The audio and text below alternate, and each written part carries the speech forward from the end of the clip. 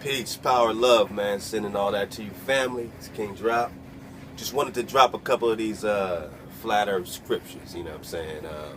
Man, just some great, some of that word, you know what I'm saying? We talk about different things. We're doing illustrations. We're seeing space loops. You know, we're seeing all kind of things if you've been along this journey, surfing this wave. You got your surfboard out, you know what I'm saying?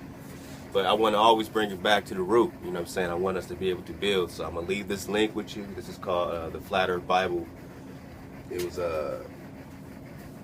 published in 1987, reprinted from the Bulletin of the Tychonian Society in July 1987.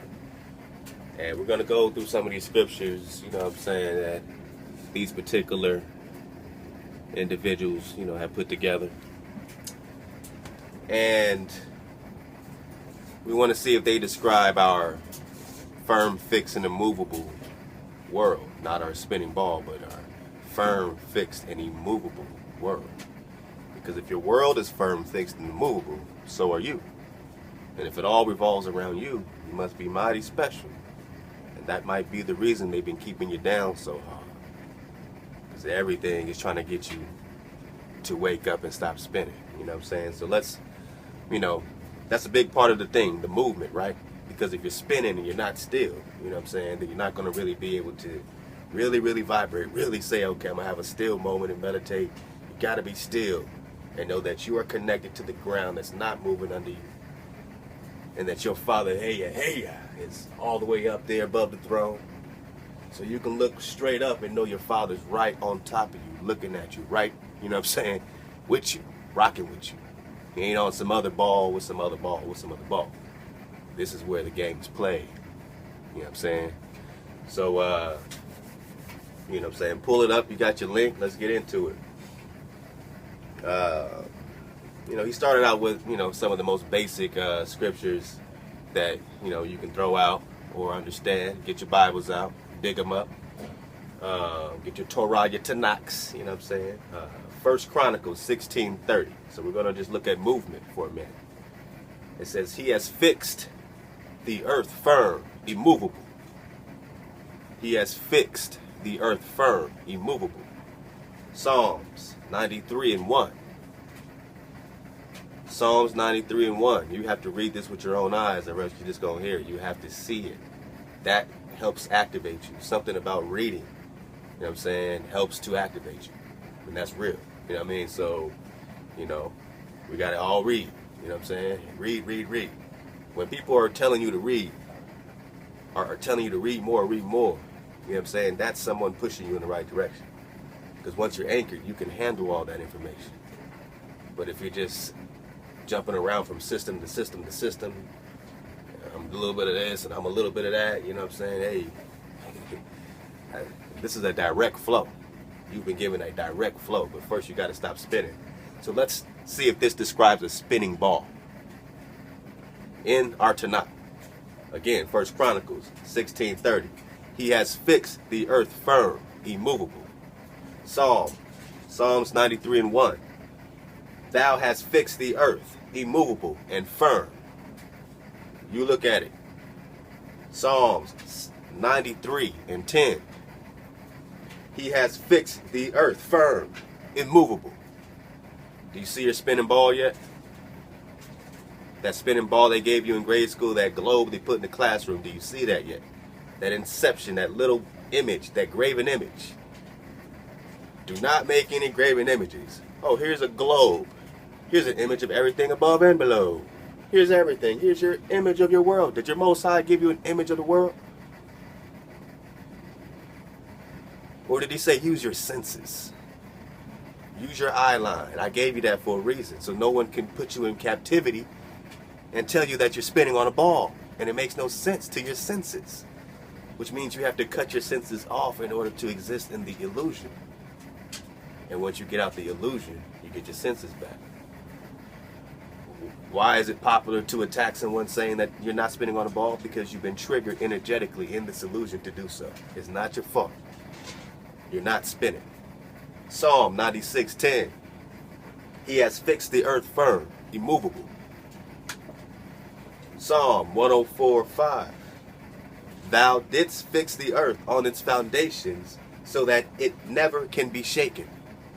Again, thou didst fix the earth on its foundation so that it can never be shaken. You can't move it. It's immovable. It's on a foundation. Isaiah 45:18, and this is going to get into the popular scripture. Everyone, a lot of people that, are still in that illusion, they bring that out, what I'm saying, Isaiah 40:22 actually. But we're going to get to that, the circle thing. They see circle and they think sphere. A circle is a circle, not a sphere. I'll give you a circle. It's a different dimension you're looking at. It's a whole other dimension. But we'll get there. Psalm 104:5. Thou didst fix the earth on its foundation so that it can never be shaken. Isaiah 45:18. Who made the earth and fashioned it and himself fixed it fast. Suffice to say that the earth envisioned by flat earthers is as immovable as any geocentrist could desire. Most, perhaps all scriptures commonly cited by geocentrists have also been cited by flat earthers. When they put that out there, flat earthers, just real earthers. People that are not caught in the illusion. You don't have to put a title because that triggers some type of emotion. People that have stopped spinning and have said, NASA, you haven't shown me one real image of Earth. You haven't given us one live feed to show us our Earth spinning. All this technology, all this unlimited money, black op money. We can't get a camera up on no satellite. You never seen someone tried to show me a link of water going into a sphere in a zero gravity, one of those zero gravity tests. And I'm like, how can you use a zero gravity test showing water going into a bubble and then compare that to your Copernican model that has all this gravity with water being crushed because of this gravity? So you have to show me an experiment with some type of gravitational or magnetic device in the middle, having this effect on all this water to crush millions and millions of tons, crush it. But yet you can just jump around. You got LeBron James doing slam dunks. That gravity ain't affecting him. Oh, but what goes up must come down. Now you're getting into physics. Now we're talking about density. Now we can say, oh, why do things fall? Because they're denser. My trusty tools. This is going to drop because this is denser than the atmosphere. That's just basic science. You don't need gravity. Lost my nail. All right, so Psalm 45:18. Who made the earth and fashioned it and himself fixed it fast. So let's get into it. The order of creation. All right. So actually, let's get into order of creation. So I'm gonna skip down to this part. Pull up the link. Okay, pull up the link. Get there. Rock with me. All right. Feel a little better today, if you can't tell. I got a little more energy. So thank y'all if y'all been praying, saying, man, King Drop, man, make the brother feel better, man. All right, so the order of creation. The Genesis creation story provides the first key to the Hebrew cosmology. The order of creation makes no sense from a conventional perspective, but is perfectly logical from a flat earth viewpoint. The earth was created on the first day. It was without form and void. Genesis 1 and 2. On the second day, so it's without form and void. This is the earth, right? On the first day, without form and void. Here we go. On the second day, a vault, a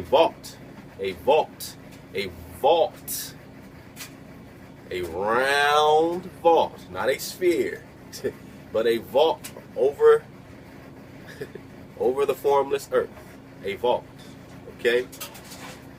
A vault, the firmament, all right, was created to divide the waters, some being above and some being below the vault. So some waters above, some below. And that's when we see those stars in those cymatics experiments. Check them out. The frequency of the heavens and all that. Frequency of Heya. all that stuff, because that's all relevant, because that's water above. So you see those experiments being performed on Earth with sound going into water and forming the same star explosion of molecules and bursts of light. The same sound going into the waters above does the same thing with those stars.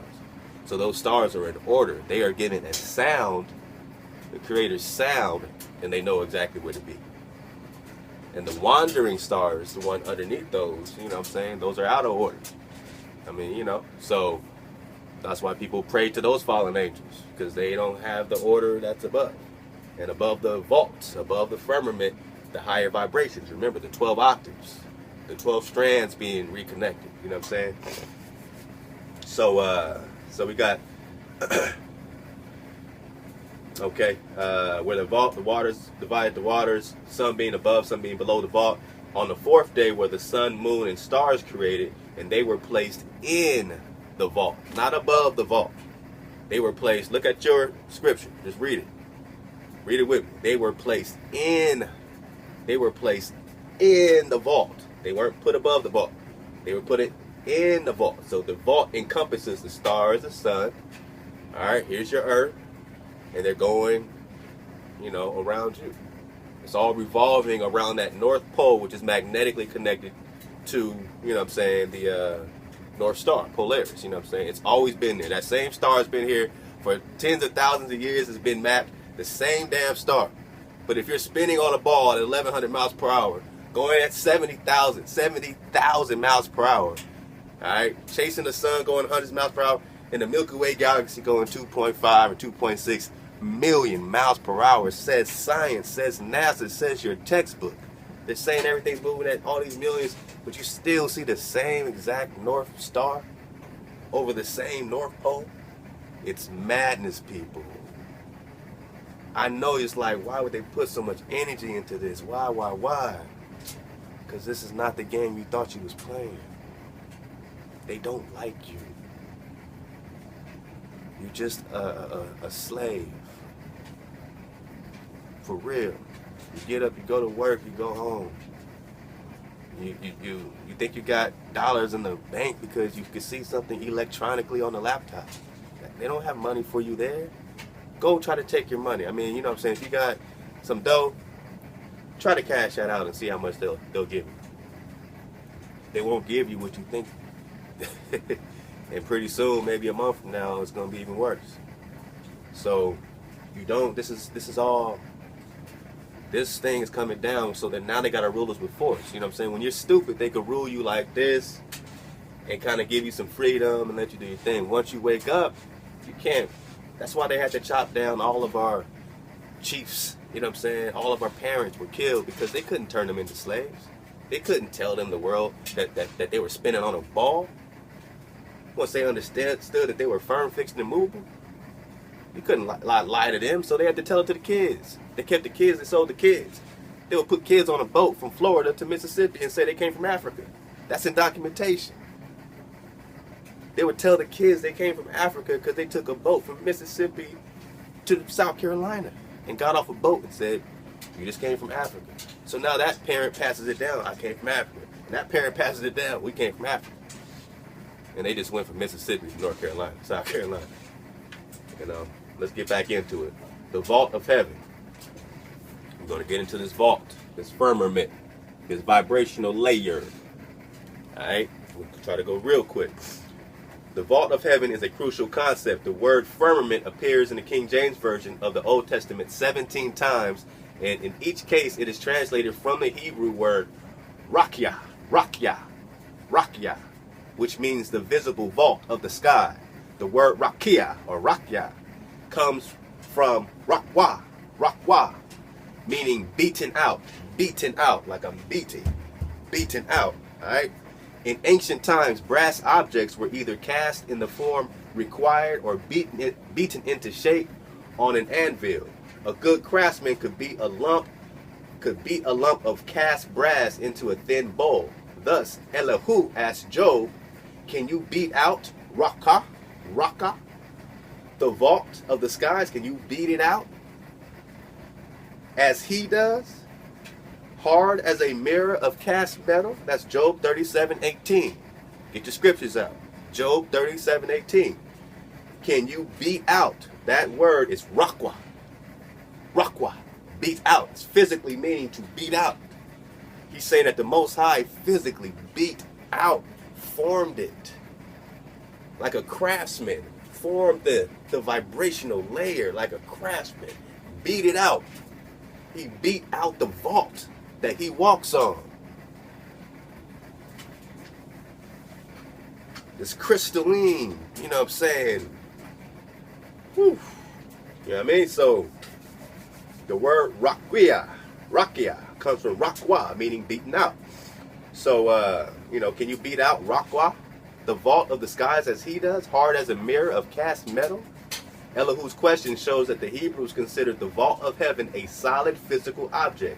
Such a large dome would be a tremendous feat of engineering. The Hebrews, and supposedly Heya himself, considered it exactly that. And this point is hammered home by 5 scriptures. So let's look at these. Job 9:8. He says, who by himself spread out the heavens. Spread out the heavens. Heavens. The Hebrew for that is shamayim. Shamayim. Alright? The skies, lofty. So Job 9:8. Who by himself spread out the heavens. Shamayim. So he spread it out. Alright? He spread out shamayim, the sky. Psalm 19:1. The heavens, shamayim. Right? So heavens, lofty. The heavens tell out the glory of Heya, the vault of heaven. The vault of heaven, rakia, reveals his handiwork. So then you got that verb again, rakia, to beat out, reveals his handiwork. So now you get the picture. Rakia means physically to beat it out, and it reveals his handiwork, the vault of the sky, the firmament, the vibrational layer. They call it the Van Allen belt. They said we don't know how to get past the Van Allen belt, the radiation belt. That's the firmament. They tried to shoot through it, but they can't.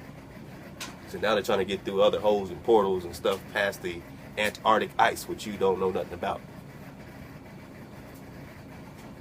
Psalm 19:1. The heavens, shamayim, tell out the glory of Heya, the vault of heaven, rakia, reveals his handiwork.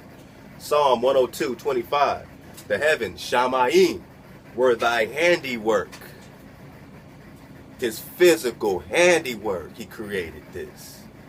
He put his hand, his imprint on you, on this. Who is he building this for? Who is he building this system to circulate around? He's watching people worship the sun and the moon, all within the vault. They're all within the firmament. 440 hertz only touches 8 out of 12 of your musical octaves, which means it's only going 8 out of 12 of your levels. From the lowest vibration to right here. That's underneath the firmament. That's your timeline. That keeps you into time and space. Above the vibrational layer, you're not subject to time. You're off the clock. 432 hertz encompasses all 12 of your octaves. All 12 of your 12 strands reconnected. All 12 of the vibrational layers all the way to the throne. Rakia. Rakwa. Beat out the vibrational layer. Separates the waters from the waters. The low vibrations from the higher vibrations. But now we're coming into another consciousness. So if we started at 216, 6 times 6 times 6, the mark of the beast, or the mark of man, should I say? And the man was 666, 6 times 6 times 6, 216. 216 hertz frequency is our base. And we grow into 432. You double that to get an octave up. You double the 216 to get a higher octave. That's 432. You double 432, you're at 864. Now you're on a frequency above, way above the firmament. 432 gets you above the firmament. Now you can play the game. Now you're in the heavens. 864 gets you an octave, another level up. And you double that, you're in 1728. All right, so I always got to drop that so we can all connect the frequency to this. So we see the handiwork and we see how the frequency connects to that. Let's go to Isaiah. Psalm 102:25. Again, the heavens, shamayim, were thy handiwork. Isaiah 45:12. I with my own hands, stretched out the heavens, Shamayim, and caused all their hosts to shine. With my own hands, my handiwork, I beat it out. I stretched out your heavens. Rakwa, the vault.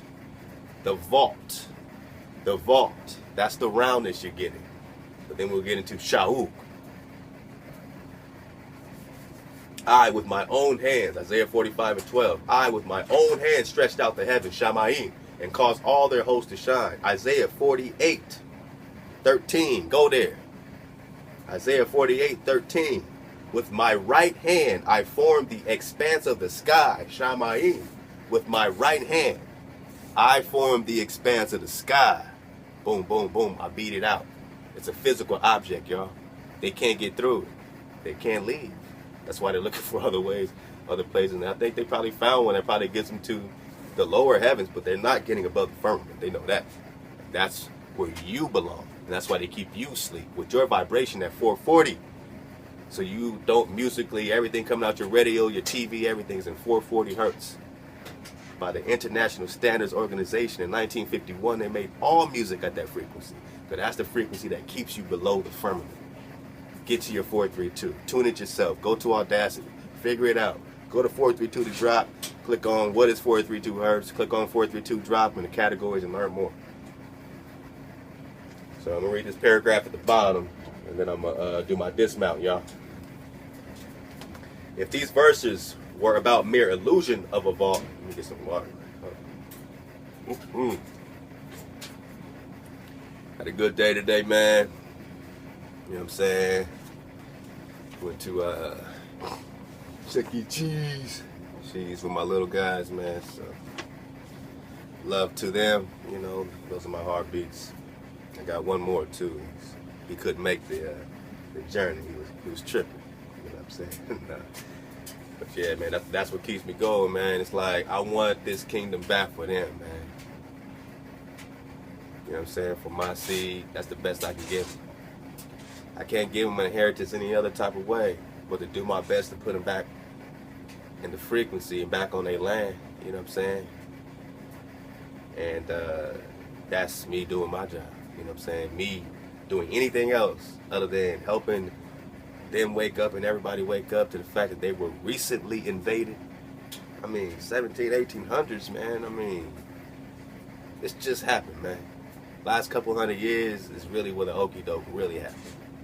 And that's when you really started thinking you came from somewhere else and you're not actually indigenous here. So, we got a lot more drop coming. But we are starting to understand how this world really looks. How our people are really situated. Where is your inheritance on this earth? Is your inheritance in Africa? Cool. Is it in Asia? Cool. Is it in Europe? Cool. Is it in the Americas? Cool. Alright? So our people are first understanding that we inhabit both continents. We inhabit the entire, you know what I'm saying, earth. This is one body with chakras on it, with energy centers. This is all our earth. But where's your ordered lot? Where were you ordered to be? Where were your fathers ordered to be? And that's where we have to understand this to know that there's order. We're just getting back to order, returning to our Creator in multiple ways, all together now, right? So in these verses, if these verses are a mere illusion of the vault, there is surely much ado about nothing. But Shamayim comes from Shameh, a root word meaning to be lofty. It literally means the sky. Other passages complete the picture of the sky as a lofty physical dome. God sits throned on the vaulted roof of earth, Shauk, whose inhabitants are like grasshoppers. He stretches out the skies, Shamayim, like a curtain. He spreads them out like a tent to live in. Now we are at Isaiah 40:22. When everyone says, see, it's a sphere. Go to Isaiah 40:22. It's a sphere. You'll see we're on a sphere spinning at 1,000 miles per hour. Just go to Isaiah 40. This is what, Y'all know me on Facebook, man. You know what I'm saying? Melanated, True Earth Plane. You know what I'm saying? Rocking in there, Silas Nehemiah, everybody in there, Rah the Great, when D Will. You know what I'm saying? We, come here. Because we got more drop. You know what I'm saying? I miss y'all too, though. You know what I'm saying? And hopefully this is circulating in that group, man. That's a great group. MTEP, you know what I'm saying? But Shawug. Now this verb Shawug, C-H-U-W-G, literally means circle or encompassed. Okay, so circle, encompass is the verb that you're seeing when you see circle. Shawug, encompassed, encompassed, encompassed.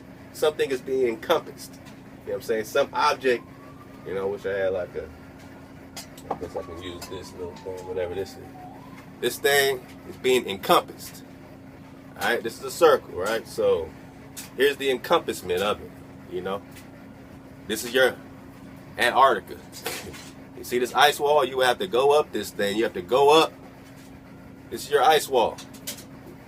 Africa, America. This is Antarctica. You got to climb up, and then ice is all around here. And if you keep going, you'll find another terraform. And that's been reported and documented. So if you've been encompassed, you can look at it like this, or maybe there's a bigger encompassment, but you've been encompassed. You know what I'm saying? So that's why I don't necessarily think it's some type of infinite plane, but it dang sure is bigger than, we got more land than we think we got. That's what we can at least wrap our minds around right now. So he says, God sits throned on the vaulted roof of earth. All right, so vaulted roof of earth. And then you got that verb Shawug. You know what I'm saying? For the, the encompassed, you know what I'm saying? The circle, whose inhabitants are like grasshoppers. So he's literally sitting on the vault. So here's your earth again. Here's your vault. All right, that's the dimension we're at. And you got your levels, higher heavens. You got higher heavens. And then you got the Most High in his throne. All right. And he's sitting on the vaulted roof, or walking to and fro whenever he wants to. He's walking on the vaulted roof. This, I want to say it's like some type of crystal, vibrational, physical spectacle. You know what I'm saying? Some type of dope thing. Something dope. I guarantee you it's dope. How about that? You think you spinning? I guarantee this vaulted roof is dope. Bet you can't fade it. Bet you can't front on it. Alright, so he says he sits throned on the vaulted roof of earth, Shawug, whose inhabitants are like grasshoppers. So he's looking down on you from way up here, and you're like a grasshopper because you're so little. He stretches out the sky, Shammai, remember the sky, lofty, like a curtain. He spreads them out like a tent to live in. Do I need to show you a tent? Why does your scripture say tent, and out of that you get round ball spinning earth 1,000 miles per hour, 67,000 miles per hour, traveling in a Milky Way galaxy going 2.5 million miles per hour? Open it. Look at what you guys take us to this. You know what I'm saying? I say you guys, but just, people that are just, Isaiah 40 and 22. But let's keep going. Come on. Shawug literally means circle, encompass. By extension, it can mean roundness. So that roundness that you see, that you thinking is a sphere, is only referring to the roundness of the vault. When you understand it and see it from your creator's perspective. The roundness is about the vault. It's round. It's encompassed. It's an encompassed roundness. Alright? God walks to, by extension, it can mean, Shawug literally means circle or encompass. By extension, it can mean roundness, as in rounded dome or vault. Job 22:14 says, God walks to and fro on the vault of heaven. Shawug, the vault. Shawug, the round vault. Shawug. Job 22:14, God walks to and fro on the vault. He's walking on the vault of heaven, the firmament. Shawug. In both verses, the use of Shawug implies a physical object on which one can sit and walk. Likewise, the context in both cases requires elevation. In Isaiah, the elevation causes the people below to look small as grasshoppers. In Job, God's eyes must penetrate the clouds to view the doings of human beings. Elevation is also implied by Job 22:12. Surely God is at the zenith of the heavens, Shamayim, and looks down on all the stars, high as they are. Dig on it. This picture of the cosmos is reinforced in Ezekiel's vision. The Hebrew word rakia, rakwa, appears 5 times in Ezekiel, 4 times, appears 5 times in Ezekiel, four times in Ezekiel 1 and 22 through 26. So go to Ezekiel 1, 22 through 26, and once in Ezekiel 10 and 1. In each case, the context requires a literal vault or dome. The vault appears above the living creatures and glitters like a sheet of ice. Above the vault is a throne of sapphire. That's that. I told you it was dope. Crystal sapphire? Or lapis lazuli, they say. Lapis lazuli. Seated on the throne is a form in human likeness, which is radiant and like the appearance of the glory of the Lord. In short, Ezekiel saw a vision of God sitting throned on the vault, as described in Isaiah 40 and 22. All right.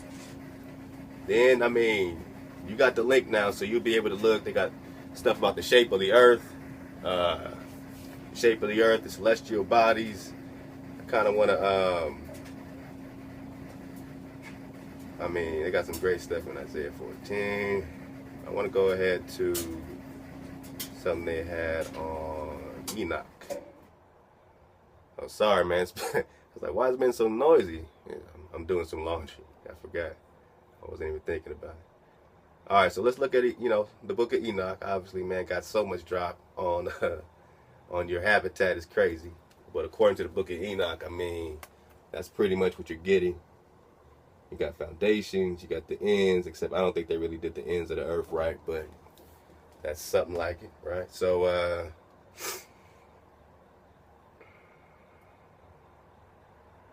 the ends of the earth. So let's talk about the ends of the earth. The angel Uriel guided Enoch in most of his travels. They made several trips to the ends of the earth. Now, we just did the drop on the ends of the earth and how there's like, you know, you can keep going and, you know, look at Flat Drop, what was that? Worlds Beyond the Poles 1, 2, 2, and 3. And you'll see the book World Beyond the Poles, which is over $1,000 to buy it. So the information must be crazy. But if you go on Amazon, the summary of the book says, don't buy this, you know, this is misinformation. That's the summary. In the summary, it says this is misinformation. And it costs over $1,000. So it might be dropped, is all I got to say. But yeah, we talk about the ends of the earth and how you go far enough. You know, there's a part where, you know, Enoch talks about how there's stars are literally, you know, there's prisons for stars. And so the celestial begins to connect with your terrain, you know, as, you know, I guess it would be something like, once you get to the end, you know, if these are stars, then there's a point where the stars hit hit Earth, and that's the ends of the Earth, where you can literally go north or south and connect to the stars just by going straight. But will they let you go that far? Hell no. So the angel Uriel, wrapping it up, the angel Uriel guided Enoch in most of his travels. They made several trips to the ends of the earth, where the dome of heaven came down to the surface. For instance, Enoch says, I went to the extreme ends of the earth and saw there huge beasts, each different from the other, and different birds also, differing from one another in appearance, beauty. So he found like another world, right? He was in another world. And to the east of those beasts, I saw the ultimate ends of the earth, which rest on the heaven. And the gates of heaven were open, and I saw how the stars of heaven come out. That's 1 Enoch 33, 1 through 2. And Enoch says, I went in the direction of the north to the extreme ends of the earth, and there at the extreme end of the world, of the whole world, I saw a great and glorious seat. There also I saw 3 open gates of heaven. When it blows cold, hail, frost, he says, when it blows cold, hail, frost, snow, dew, and rain, through each one of the gates, the winds proceed in the northwesterly direction. That's how they started understanding how to navigate. That's how they started understanding, that's how Columbus really got the drop on how to navigate here, and where the winds were coming from, because the indigenous people gave them the drop on that. Somebody gave them the drop on how to navigate through those rough Atlantic Ocean, waters that were previously was a partition. They couldn't get past that part because something's buried underneath there, a huge landmass that might be, you got it, Atlantis. So let's go. Actually, Atlantis is just a plural form of Atlas, and Atlas just means a multiple continents or islands. So this is all technically Atlantis, if you want to look at it as multiple continents. But back to Enoch. He says the wind blows in a northwesterly direction, and that's First Enoch 34:1-2. He says, now this accords well with Jeremiah 51:16 when he says he brings up the mist from the ends of the earth. He opens rifts for the rain and brings the wind out of his storehouses. In subsequent chapters, Enoch journeys to the extreme ends of the earth in the west, southeast. In each place, he saw 3 more open gates of heaven. There were other versions. There were other things to be seen at the ends of the earth. Earlier, we deferred discussion of the King James Version of Job 26:17, where he says, he stretches out the north over the empty place and hangeth the earth upon nothing. People use that too. They say, see, the earth's being hung on nothing. It's a spinning sphere. It says it right there, Job 26. He hangs it on nothing. It's a sphere, it's spinning. See? It's going 1,000 miles per hour. I'm sorry, man. If your world was going 1,000 miles per hour, you don't think there'll be a whole book dedicated to that? In your scripture, in your Torah, about how the Most High is spinning the world and all the stuff that connects. I mean, come on, man. You know how detailed that would be? He says you're firm, fixed, and immovable, and your senses say you're firm, fixed, and immovable. So be natural. Be back in your frequency. You know what I'm saying? Your vibration depends on you staying still. Your vibration depends on you taking one day where you're not spinning at 1,000 miles per hour. Just one day. See how well you do. See how much you vibrate when you stop. And plant yourself firmly in the vibration of your Creator. And look up and know He's there. Because He's literally walking on the vault. Looking down at you like a grasshopper. On several occasions, when Enoch and the angel are out beyond the dome of heaven, so they went beyond the dome of heaven, Enoch comments that there is nothing above or below. For instance, and I came to an empty place, and I saw there neither a heaven above nor an earth below, but a chaotic and terrible place. That's First Enoch 21:1-2. Could this be the kind of nothingness referred to in Job? It was hung on nothing. He's saying he went to an empty place. I saw there neither a heaven above nor earth below. Is that matching up with being hung on nothing? Job 26, he stretches out the north over the empty place, and he hangeth the earth upon nothing. He stretches out the north over the empty place, and he hangeth the earth upon nothing. Enoch, and I came to an empty place, and I saw there neither a heaven above nor earth below, but a chaotic and terrible place. And then it breaks down the sun and the moon and all that, man. So I'll attach the link, man. These are just some good scriptures, to help you get oriented in the word as a root in your foundation as we build, and know that we're in swag frequency. We're in that 432. We're not spinning. We're indigenous, and everything's revolving around the seed of the Creator. Love to y'all, man. Stay up, man. Suit up. Choose up.